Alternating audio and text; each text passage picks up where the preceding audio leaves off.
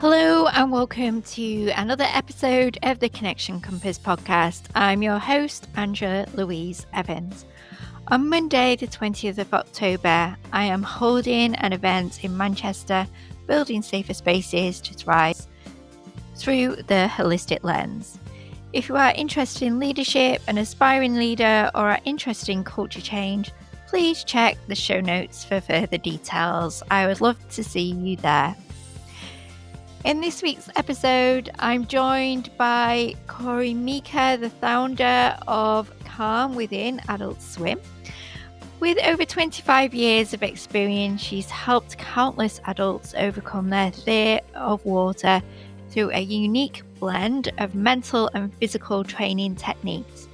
Her mission is simple yet powerful: to empower people to feel safe, confident, and at home in the water while embracing personal growth along the way.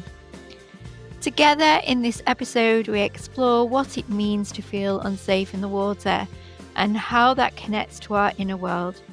We talk about navigating water on your own terms, feeling good in your body and your space, and having the skills to handle the unexpected.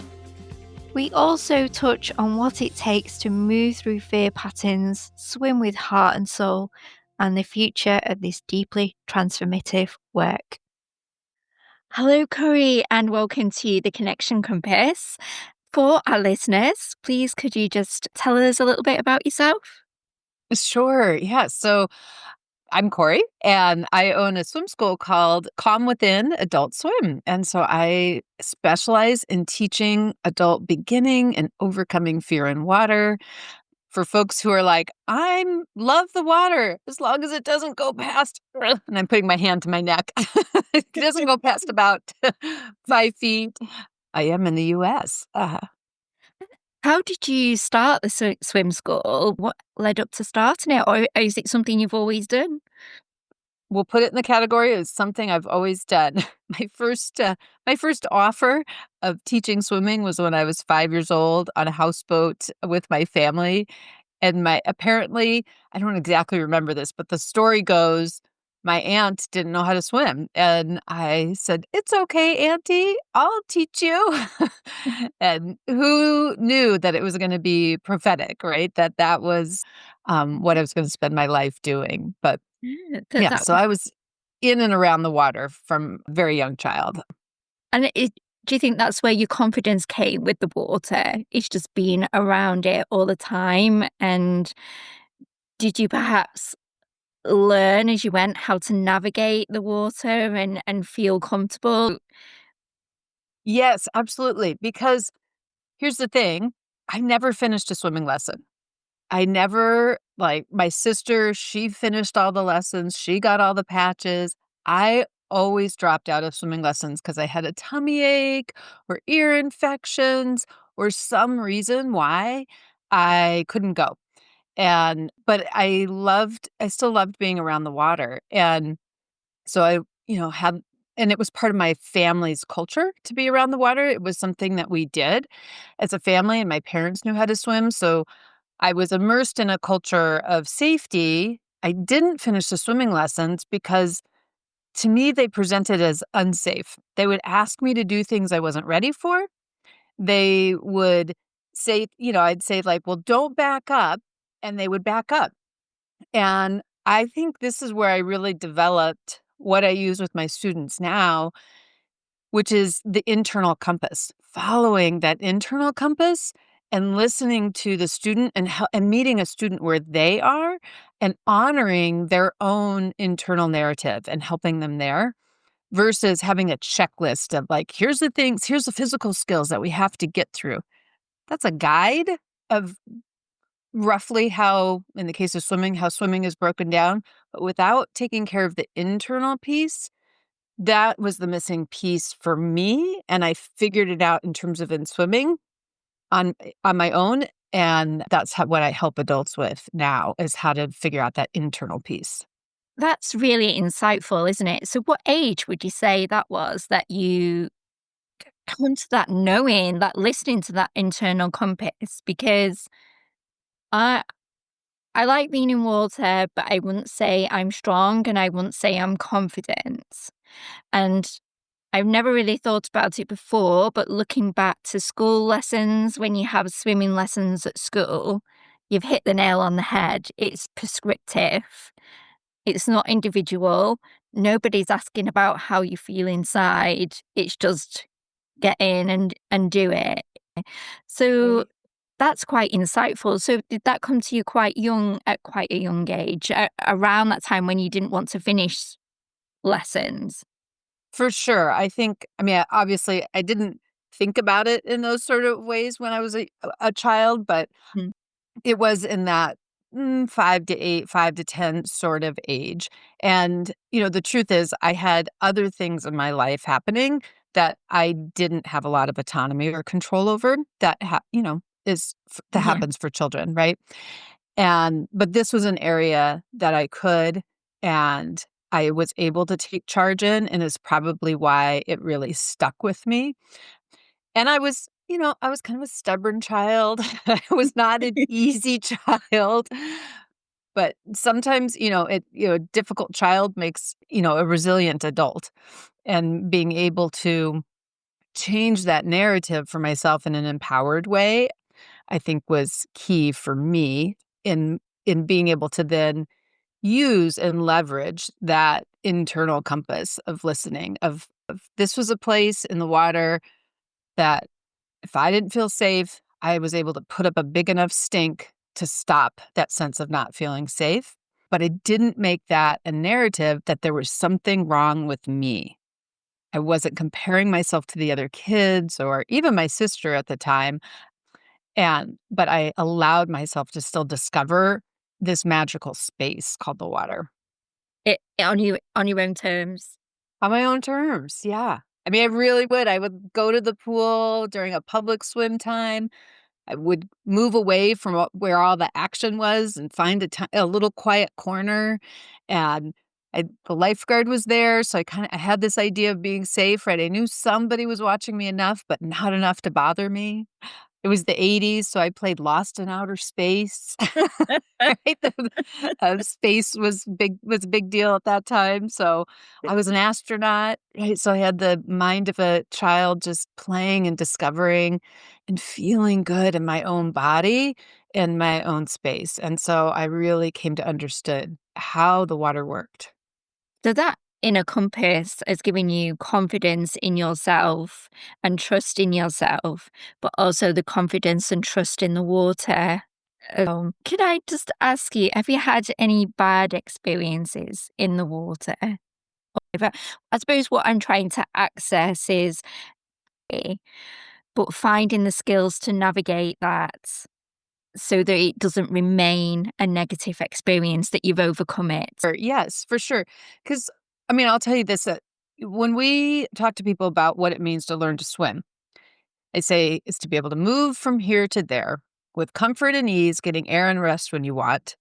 And then the key thing is to be able to return to calm when something unexpected happens, because unexpected things happen. And so that is an essential ingredient to what it means to swim, what it means to have a great life, right? You can kind of change the first part of that definition in any area of your life and put this return to calm when something unexpected happens, right? When we have that key piece that makes us successful in anything we're doing. And yes, when you say, did I have something happen? The first thing that popped into my head, I'll just tell you this little story, is just we were talking about just 2 weeks ago. I was in Mexico with friends and we were swimming in a cenote, which is these natural waters, beautiful natural waters. We're swimming along, and my friend says, "That's an alligator." And I'm like, "Oh my gosh, that is an alligator, like 3 feet, away from us, eye level." Yeah, I was like, "Okay, I'm glad I have practice coming back to calm." Made sense that I got freaked out, made sense that we got on high alert, didn't make sense for us to panic, right? Didn't make sense for us to freak out. It made sense for us to come in, calm down, swim out, let that alligator have its space, right?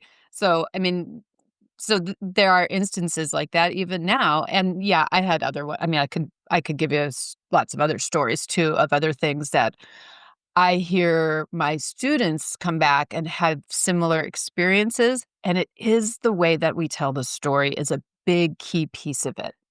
Well, I was just thinking that in the way how you explained it, and you explained it far better and kinder than I did in the language that you use, is that it's something unexpected, that we don't have to necessarily label it as good or bad. It's just Mhm. unexpected, and we have the skills to get out of that situation that's unexpected. Right. I mean, there's been many a times with students that they'll tell me their story and as it relates to swimming, and I can think of one student in particular. She has this very she's a big storyteller and this very dramatic story that she tells at parties and tells like she's told over and over again about seeing her life flash before her eyes. And then as we're learning to swim and I craft with her, I said, "Well, let's revisit that story. Now that you know some things about like she could jump in the deep end with calm." And I said, "How long does it take you to get to the lowest point when you jump in?" And she's like, 2 seconds. All right. And about how long does it take for you to get back to the surface? 3 seconds. Okay, so now we're talking 5 seconds for a total experience. Let's revisit your story because this was a story of her going off of a boat in Hawaii, I think it was. Said where you had a life jacket on. How long do you actually think, if you logically think about this now, were you under the water?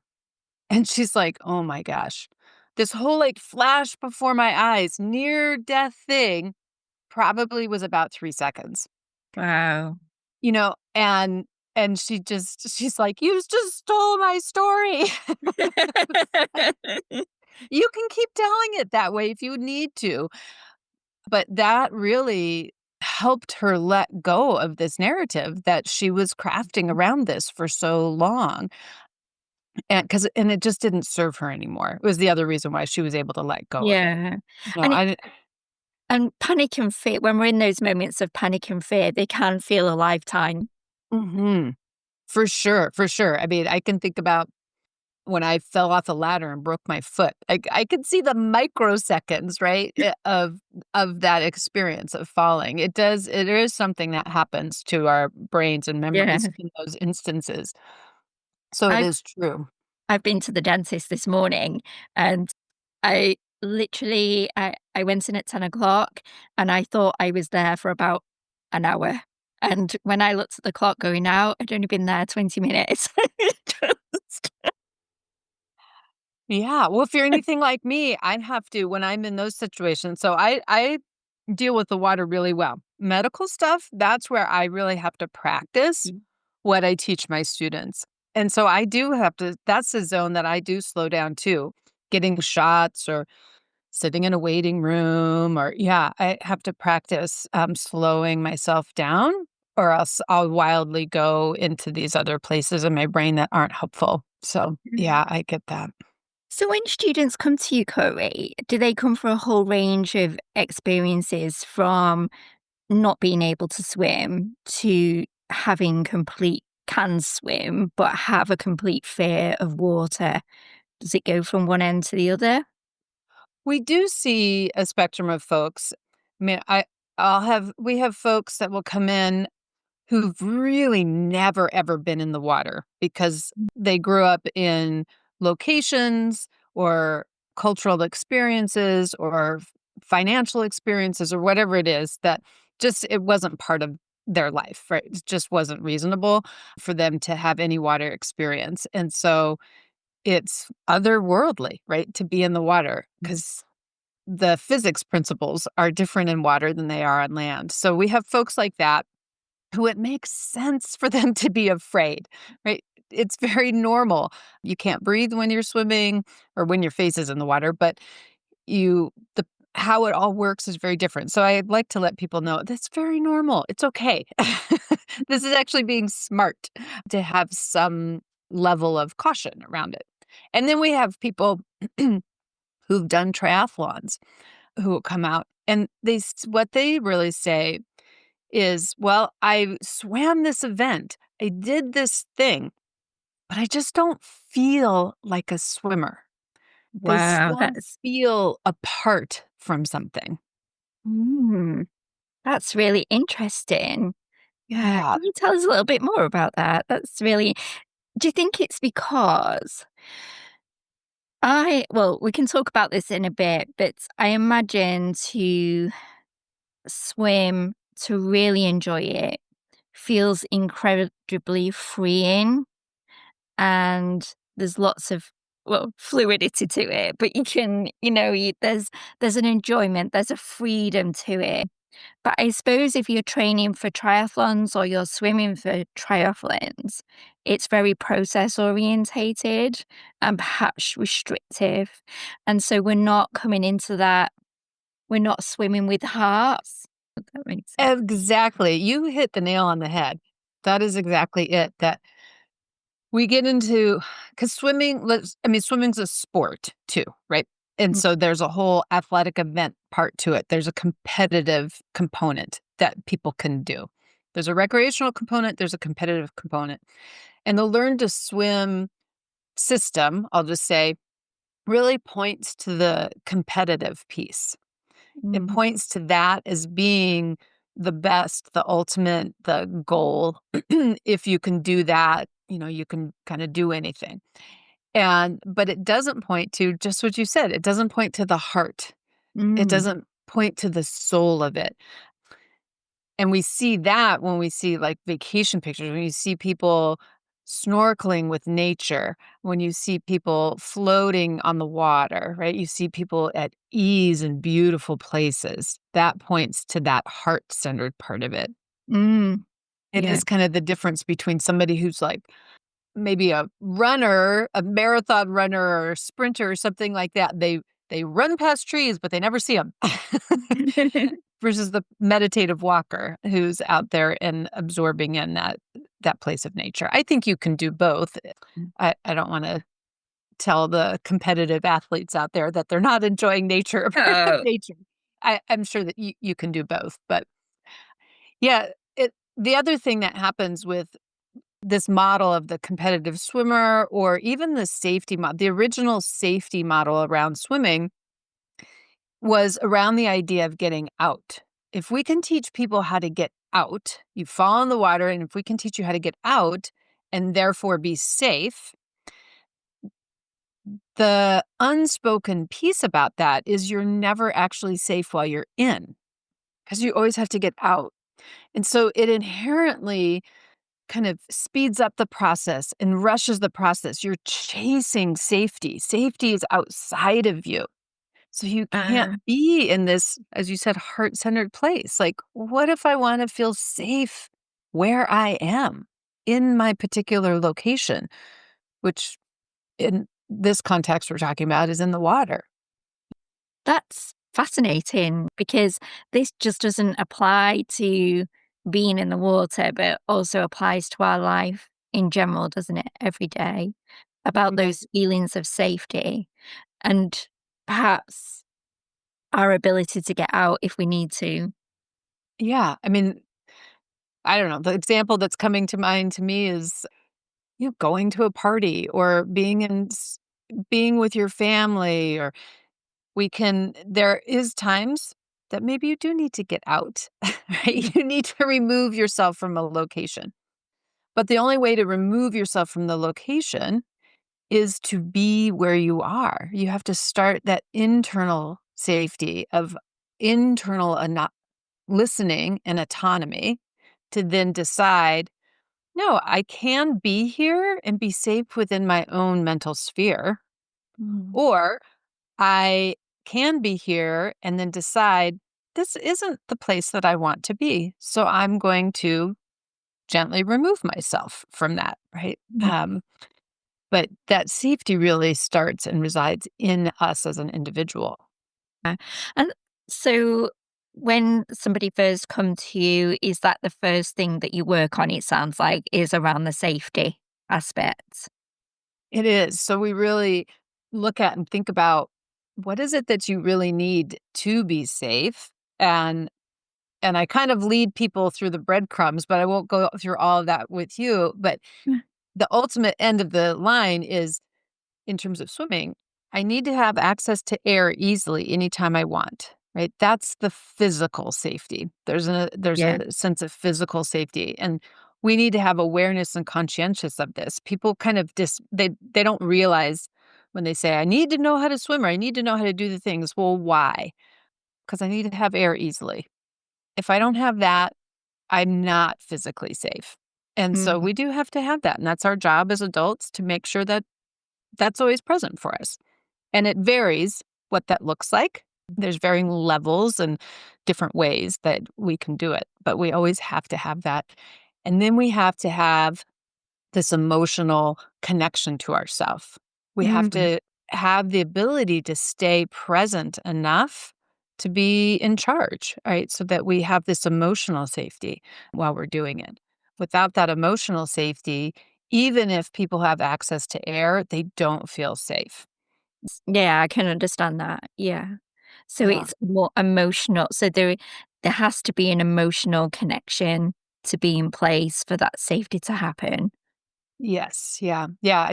I had a student who was on a dragon boat team. I don't know if you it's a long boat with lots of paddlers in it.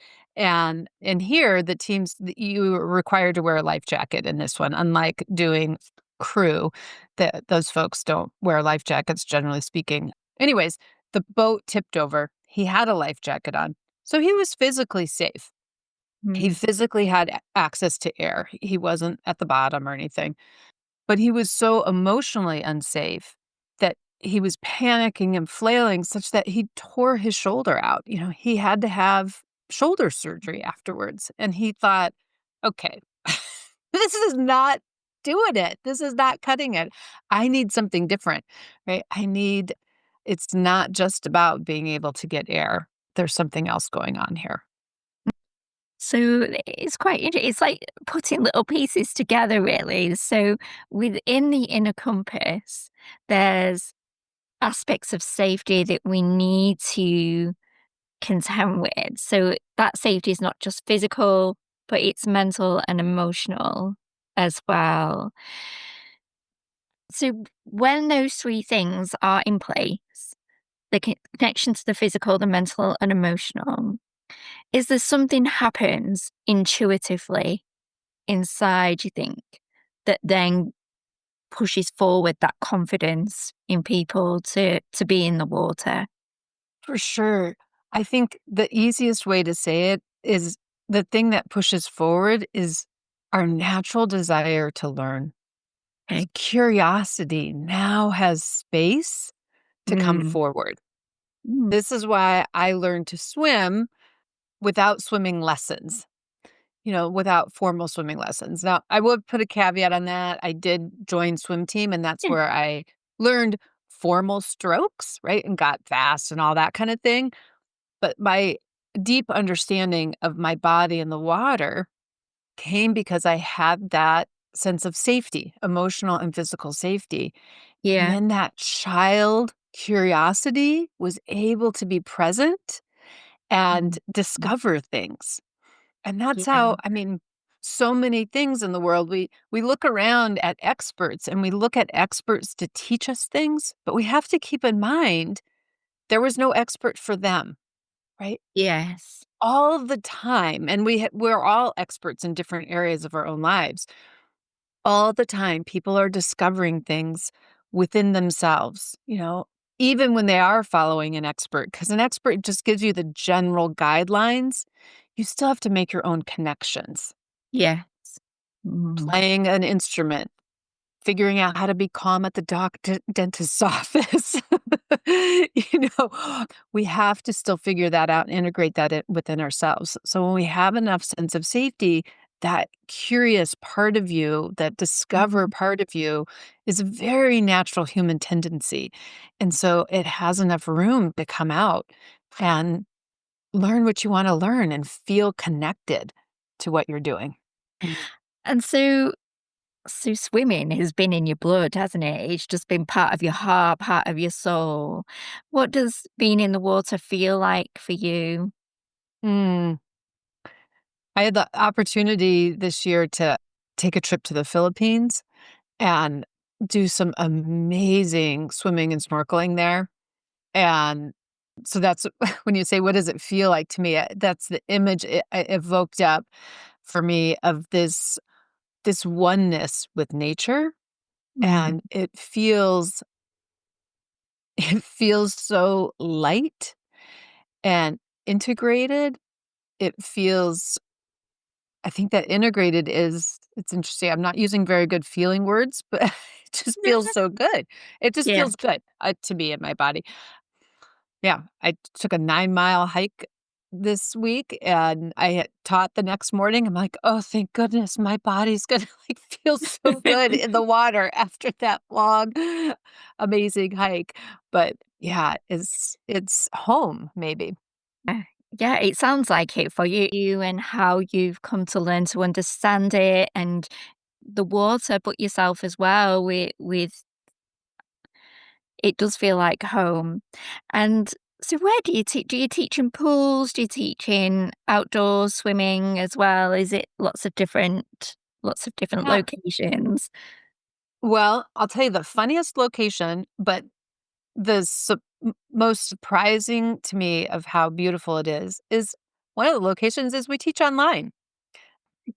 And so we teach in everybody's pool, which is just amazing. I think about I mean, I have students I'm in the US, I have students in the UK, and I have a student actually who's in Middle America, this guy who he'd been learning to swim or, taking lessons, and he's like, "It's not working." So he found us and he started doing our program online. And the number of video chats I would have with him, just this very, we'll just say very macho guy, Mm. right? Like, put whatever stereotype you want to that. But he's sending me these videos of how amazing the water feels to him. He's never felt it like that before. Wow. And I mean, he's crying on a video to me, like, "I can't believe it can feel like this. I've been struggling this my whole life."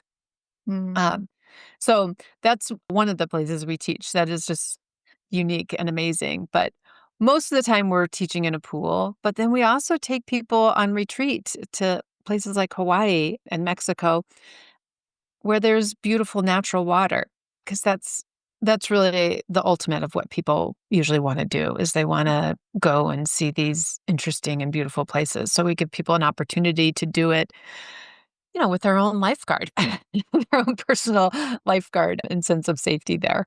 So that's a really fun treat to do that too.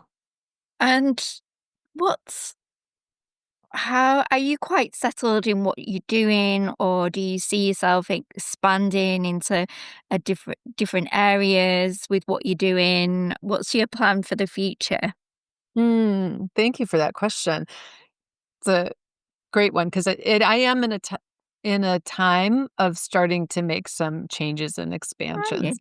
Yeah, we're just at the beginning stages of it. Because really what you would say is I'm an expert in fear, right? And being able to be active in a direction that you have fear. Mm, And so we are expanding our coaching to be able to work with people beyond the pool. Because what we're doing in the water, that's the particular lab that we're developing people's ability to overcome fear and their ability to be in action in their life in an area that's important to them. So, yeah, we have coaching tools to help people pick other directions in their life that they need this work with. And actually, in particular, I think it's sort of serendipitous that you mentioned a medical situation.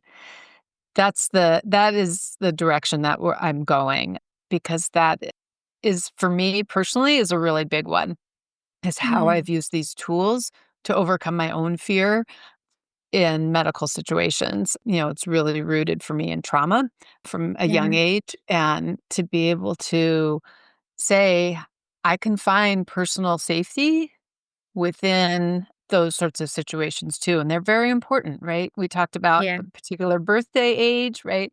Getting to age where you can't really ignore those calls to preventative medicine and we know it's a good idea. Mm. Do we carry out on it? A lot don't. So, helping people to be able to live long and happy lives because they are taking care of their bodies in ways that they know they should, but are stopped from doing it. Why do you think we get stuck in these fear patterns? I think we get stuck in these fear patterns because, to a certain extent, it serves us, Mm. right? Mm. If I never get in the water, I'm never going to drown. If I never go to the doctor, I'm never going to die of a particular illness, right? It's kind of how we think. It's more like you won't get diagnosed with it until, maybe it's even harder to deal with.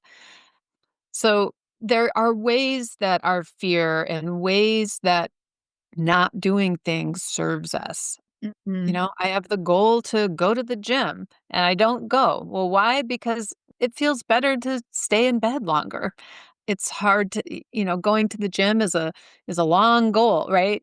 That involves risk of embarrassment, risk of, changing what I'm doing. Right?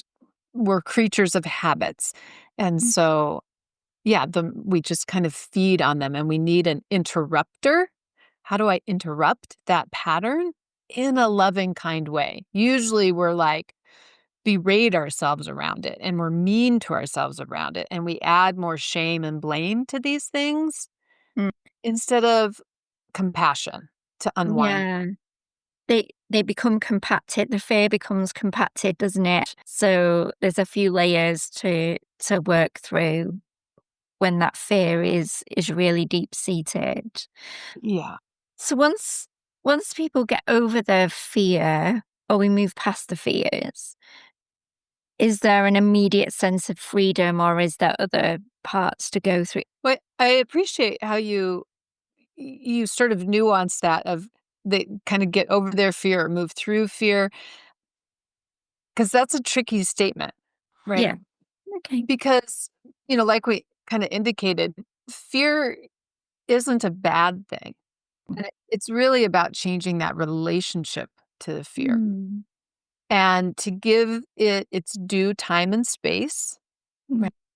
It's helpful, like in the context of swimming, it's helpful to have fear that says, "Don't jump into the deep end until I know how to get air easily Yeah. in the deep end." Right. So, yes, people do when they empower themselves with knowing how to use the tools, there is a deep sense of calm, right? Of just coming in and a sense of that sense of safety. And yeah. So when I see it in the water, we go from I'm doing a float, I'm floating to oh, I can feel the float. I can Yeah. enjoy the float. And for people who are just listening to this, I like tensed up my whole body on the first part of that statement. I'm doing it with every piece of muscle tensed versus I am it. I'm being it. It's a part of me. So they're experiencing something more. So that, yeah. Yeah. Yeah. Yeah. I can be at the party anxious about all the social and being left out, or I'm being at the party and being with myself and being with one other person at that party or seeing, being connected to something or someone there instead of anxiously stressed about it. Corey, what is how are you planning to expand the message that you want to give about safety, swimming, and falling in love with the water?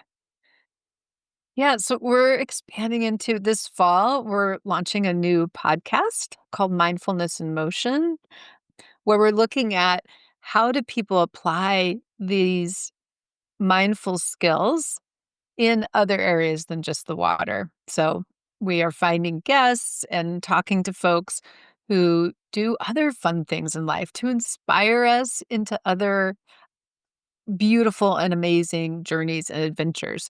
So, but how do we do it in a way that we can actually enjoy it? That it's not just about ticking off the boxes, but actually showing up with love and presence for ourselves while we learn to draw, while we go out kayaking, while we, do martial arts. I had loved the one person I was talking to about it. She said, yeah, I can't remember the particular type of martial art that she does, but she's like, it's just like what kittens do. It's just wrestling around. It's very natural thing to wrestle around like kittens. I was like, oh, so interesting. Had a shift in perspective of like, to me, it's like this scary, violent thing of, wrestling around with another person. But yeah, it's play like kittens. It just totally changes that perspective. So, Can imagine that's going to be really good because I think from the conversations that we've had, this one and the one before, that really stands out for me that these skills that you're teaching in the water and working with that inner compass, that they have the same significance in our external world as well. That's really fascinating, and there'll be some really, yeah. really good stories there. So thank you, Cori. Thank you so much for your time and for coming on the podcast. Where can people find your work? Where can people find you? We'll put it in the show notes anyway, but it's always nice just to share with people where they can. Yeah, the easy way, Calm Within Adult Swim. That's our YouTube channel, and that's where you can find us on Instagram and all the socials. And then adultswimlesson.com is where you can, if you're interested in learning to swim, learn to swim online, learn to swim on retreat. Yeah. Wonderful. Thank you so much, Cori. Thank you. Thank you for listening to this week's episode of the Connection Compass podcast. If you think it will help someone else, please leave a review or share this episode. And if you have any questions, please visit Andrea L. Evans' Facebook page. If you're interested in the leadership event on Monday, the 20th of October in Manchester, please don't forget to check the show notes. And finally, remember to keep talking, keep connecting for a more interconnected world.